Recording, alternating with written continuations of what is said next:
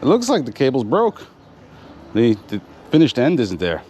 So after taking this on the highway, I learned two things. One, I confirmed that the speedometer doesn't work. There was actually some issue. And second, I found an oil leak. So I've been investigating, and I am fairly certain. So it's coming from where the chain comes out, right? And there's two oils in there. One is the transmission and one is the primary. Now, the transmission, I used Motul, and it's blue and it's fresh. So if the transmission was leaking, it would be blue and look relatively fresh. The primary, on the other hand, is still full. The oil that was in it actually looked good, so I didn't mess with the primary yet. So I have to think it's the oil out of the primary that is leaking. So what we're gonna do, we're gonna start draining the primary and opening it up. Not 100% certain what the best solution is going to be for this. I guess once we get it apart, we can see what the condition is inside and get a better feel for it. Why is it the things that should be the easy things on this bike are the ones that are a pain in the ass? I guess we're going with the alternative method on how to drain this, and the alternative method is likely the messier one, but I can address the drain plug once the primary is off. There's no point in fighting it right now. To what? For what reason? You know, if the primary's got to come off anyway, might as well just get it off and then address it the easy way. Somebody told me one time that, you know, in life, we tend to do, some people tend to do hard work. It doesn't mean that you have to work hard. And I like that theory. So let's make things easier on ourselves, shall we? And by alternative, I mean, you know, am I going to go with that belt drive? Am I going to have to change the primary altogether? I don't know. Is there an inner primary that has a seal? Is this just an easy fix? Like, I have lots of questions. Lots and lots of questions. But one thing you can see is it's full of oil. And this is 100% the oil that was leaking out of the primary that's now on a bunch of the bike. Actually, I'll show you if you can see, but I have little spatters of oil. It is gonna get messy. I wonder, maybe I'll take the bottom ones out first, try to make it as less messy as possible. I guess that's the best you could hope for a dirty job. All right, didn't take long for the drips to start. So maybe this won't be as messy. Maybe this maybe this pan will contain just enough. We're gonna see. So fingers crossed. We're getting near those last few bolts. So I think I'll pop these two, get them completely out, and I think, unless I'm wrong, there'll be one left. So either this is gonna go smooth or real messy. Still dripping. Not gonna pull it completely out. I'm going to see if it, oh, there you go. I got pretty lucky. Most of it went into the pan. Only a little bit leaked. So I'll take that. I will take that for sure.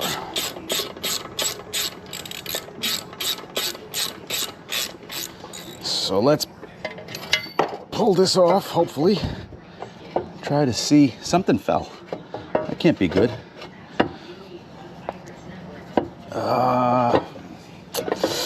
Looks like no. looks like I'm not going to be able to. Oh, wait. Maybe. Maybe. Oh, come on.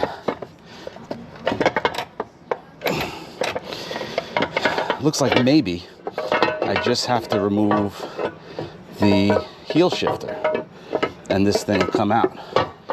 So let's do that. All right. Some things go easy. I'm not sure if this has to be completely removed, but we'll remove it completely anyway. Yeah, I don't get this bike sometimes. Sometimes the thing you'd expect to be more difficult is easy. Sometimes the easy thing is difficult. So we're gonna see. I know that a lot of people will probably say, why don't you take the floorboard off? And I'm probably gonna have to. But for now, I'm able to get this off without it, so I can get a good look at what's inside. So let's do that. So I found what fell. Ooh, almost dropped it again.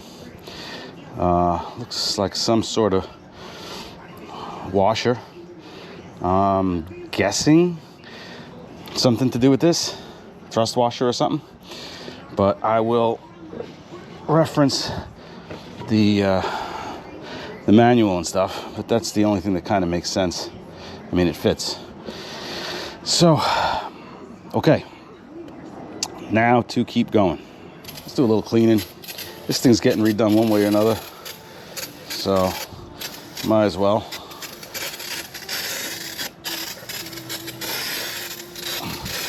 Can't hurt it any more than it was sitting for 20 years. Actually, staring right at this makes me ponder, would converting this to a belt drive, which is something that I've been thinking about, be the best way, be the easiest way, be the most reliable way in the long run, maybe not the most cost-effective way.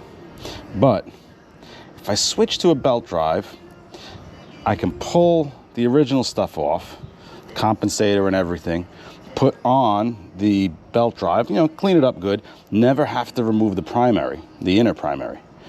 And then I can just clean up the outer, put it back on, leave the drain out so that it can vent, space the derby cover.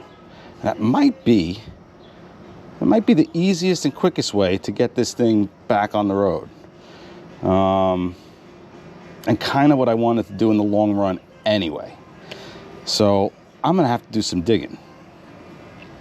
But if anyone's got any ideas, if anyone can give me pointers, mainly in the seal area, like I'm really uncertain. If there's a seal there, if I can seal this up, it'll be more elbow grease, but it'll be more cost effective in the short run. So I definitely have some thinking to do.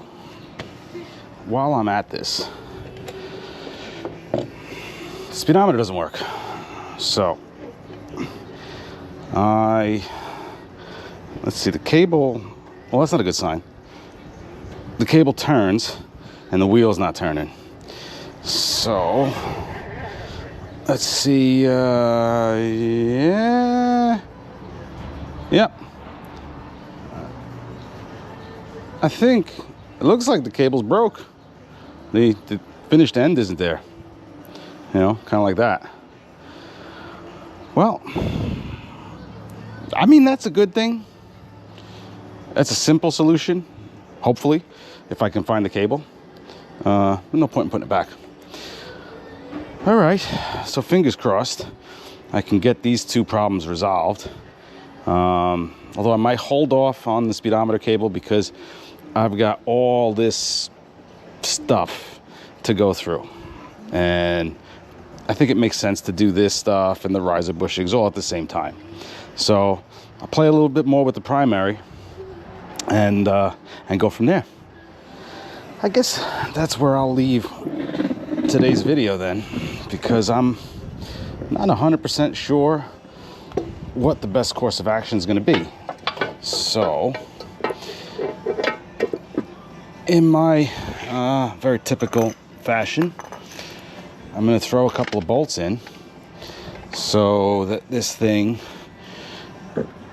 stays somewhat protected and I know where everything goes. And yeah, it's definitely something that's gonna make me think. And I guess another aspect of learning on this thing, again, I'd greatly appreciate anyone that's had a inner primary off on this. Tell me if there's a seal there.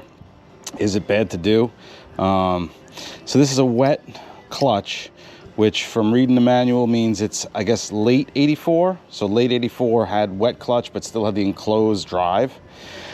The thing that makes me think that there's got to be a seal is in the manual, it specifies two different lubricants. So there's a primary drive lubricant that it specifies for the primary, and then it specifies Harley Davidson heavy oil for the final drive. So if it specifies two oils, I have to think that there should be a seal in between there. I'm just uncertain, and I don't know if I want to take this all apart to try to find that out. So I'm going to do some digging, see if I can't find some sort of diagram, you know, a blown up display to tell me what's really in here. You know, I looked in the parts book and all I could see is two bearings and two retaining clips. That doesn't really tell me if this thing actually has a seal. It did not list a seal in the diagrams that I saw, and that's a bit concerning, you know. Then again, does BDL make a belt drive for this? I have to figure that out too. Lots of things to ponder in this primary decision. So I guess this is going to be a minute until I take her on the road again. But I guess it's also a good thing, because there's a bunch of things that I want to take care of on this that do not require a road test. So on one of the last road tests I did, I noticed that the turn signals didn't work. And I've mentioned that I have new controls for this. So maybe a good opportunity to do that, you know.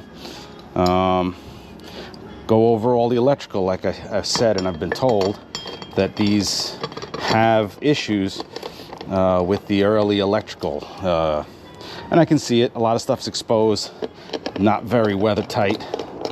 So, you know, things to address, things to take care of, things to make this thing the most roadworthy I can while keeping this originality, patina, spirit of the prior owner. I don't know how you want to word it, but yeah, definitely still a bunch of things to do and a decision to make. Okay, so I'm gonna leave it like that for today as we ponder the next moves together enough that I can move it around and see what I can come up with. And I'm going to see what you guys come up with. Please let me know what you think in the comments. Again, I can't thank you enough. Thank you for watching. Wish me luck. And hopefully we can come to a good decision. Until next time.